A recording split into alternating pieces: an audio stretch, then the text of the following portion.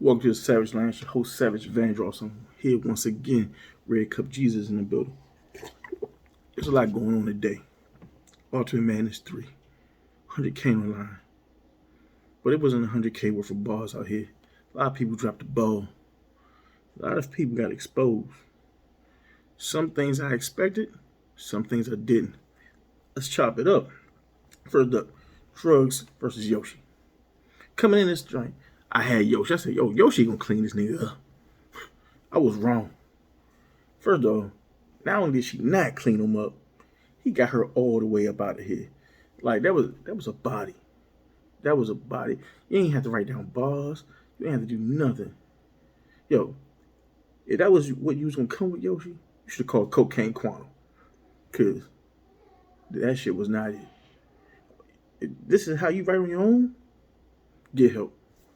Cause all that sucking in and that shit was played before you even got to the middle of your first round. You don't need a new angle. Shit dead. Next up, the bracket buster, motherfucker Cortez. Cortez got off Rex's couch today. Yo, cause to me, last 10 years, Cortez been sleeping on that couch that Rex left his ass on. But he got off there today. You know, official came out there in her hand-me-down Versace shirt, and she got smoked. She got 30 up there stumbling and fumbling the pack. Man, Jazz couldn't save her. Casey couldn't save her. Yo, all them Kardashians together couldn't put Humpty back together again when she fell off that wall. Cortez smoked the fuck out of her. That shit was real easy. Like, then you had Prep versus Swave. Prep won. I actually picked Prep to win. But be honest, I had Swave winning. This judging seemed kind of off. I was kind of shaky on the shit. And like Tone Bro was the only one I feel was like, really, I thought just across the board handling the business. And I really had Sway winning this shit 2-1. Prep did his thing. I'm not going to hold you. It is kind of debatable, but I just like where Sway was doing better. But Prep got the official victory. I did pick him, but it don't do me no good because my bracket's busted. Next, Swamp versus Jerry West. Now, I picked Swamp to win. I was happy with this one. Swamp 30'd him. They could say 2-1. If you want to give him a little mercy round for the first, but it really wasn't close. Man, Swamp was talking. Man, look, listen. When that in the third round, when Swamp started talking about the caliber of the bullets, he said, you could pick my lightest round. I was like, this was clean. I just tightened up the hoodie. We could go to church now.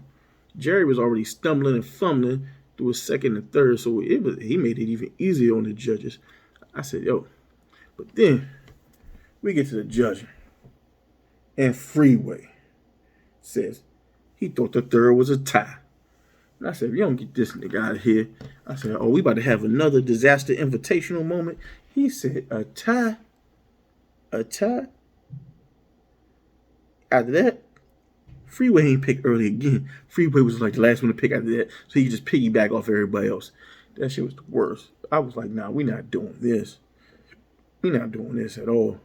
Not for this kind of money on the line. Then we get to Nitty versus Jones. And look, I gotta put some respect on Serious Jones' name. I've been calling Smoothie Jones like the last couple of weeks because he ducked that big K smoke. And I thought Nitty was gonna put him in the graveyard. But Nitty got exposed a little bit to me.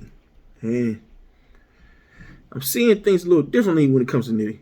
It's like Nitty can punch, but when he angles, it doesn't hit. When he tells these jokes, it don't really hit to me. So it comes down if you're just gonna favor Nitty's punching or how these people talk to him. So Smoothie Jones came out that joint and he was barking. He had the ARP flip in the first. He was kicking in the second. I'm talking about Serious was talking to Nitty. He had depth. I had Serious Jones 2-1.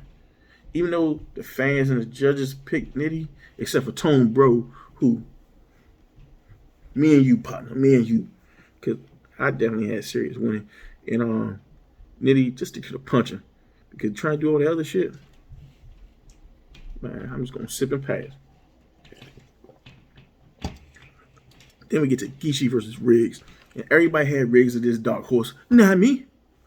I knew that nigga was getting smoked off bucks. Okay. He came out there, fumbled the pack in the first, and after that, it was a clean 30. Okay. Gichi was talking. They calling time. That shit was annoying. Let him cook. It's 100K on the line. I can see if he go like 3 minutes over like that, but man, let these Bama's cook. This is y'all look. Let them cook. All right. Then we had Jack versus T-Top. Now, I had T-Top winning. Okay, that bam, big old ball. Come on, oh, flame on the head. Yo. And the way he spazzed on him first, I was like, nah, I said I had top, first, and third. It's a debatable battle. I ain't gonna tell you. It's probably like the best Jack you've seen since the band battle that really put him on the map. But I had personally top. I'm not mad at Jack winning because he came with that energy. That Black Wealth hoodie he had on was fire. Yo, go on his DM, buy one of them drinks from him. Them shit's brazy. All right. Then you had Casey versus New Jersey Twerk. Hey, at least Surf got 2 rounds. I'm just saying. Twerk came out there drinking for 100,000. Not only did he choke in the first, he choked in the second. He choked again in the third. He said, I'm going for the trifecta. This motherfucker had triple double with chokes. He said, off the glass, boom, choked again. I said, ain't this about a bitch? In this case, he was super beatable. She didn't have nothing that was really hitting to me. And then she had this bar about Bobby Brown. And everybody in his family died because of drugs. And she's battling Twerk. It was the same bar that Yoshi spit in her battle versus drugs. That shit, I don't know. I ain't like the way that looked because they both had that ghostwriting thing.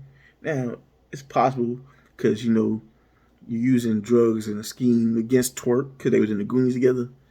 But that kind of coincidence, that shit don't look good for the ladies. But Casey went that easy. That was like a body, you know. And it's sad because she's not going to really get credit for this body, you know. So, but next week, she got prep. Next round, she got prep. I actually got prep winning this. First, I was picking Casey to beat prep. But the Casey that's all that beat Twerk tonight, I don't think she's going to be able to beat prep with that same material. She got to step it up. She better get her little Bardashian circle since she's the only one still writing. They better get it together. She about to get her ass on the midnight train to Georgia, but her ass going back to Texas. All right, Swamp versus Gichi. I'm going with the underdog here. No more chalk. I'm going with Swamp. I got Swamp winning this because I just like the way he was rapping. His shit was clean against Jerry. It was hitting. It was all around fire to me. Gichi was hitting as usual, but it wasn't the same. I felt Swamp came across so much way better. Pause. Today. Nitty. If Nitty beat drugs again in the next round, I'm gonna call it Nitty ESPN. He might just win 30 for 30. That shit might be amazing. We gonna see. I got Nitty winning. We gonna see. Then you got Cortez and Jack. You got one when he go get his chain back, and the other one that just got off the couch. I'm leaning towards Cortez. Because the Cortez that I saw today looked dangerous. Jack looked dangerous too, but I'm leaning with Cole. So I got Cortez 2-1, but that's going to probably be the most debatable battle of the second round. Overall, the battle of the day was either T-Top and Jack or Swamp and Jerry. And I'm leaning more towards Jack and Top, with Swamp and Jerry coming in close second. But here's some decent battles. But there's some shit we're going to have to speak about. Charge.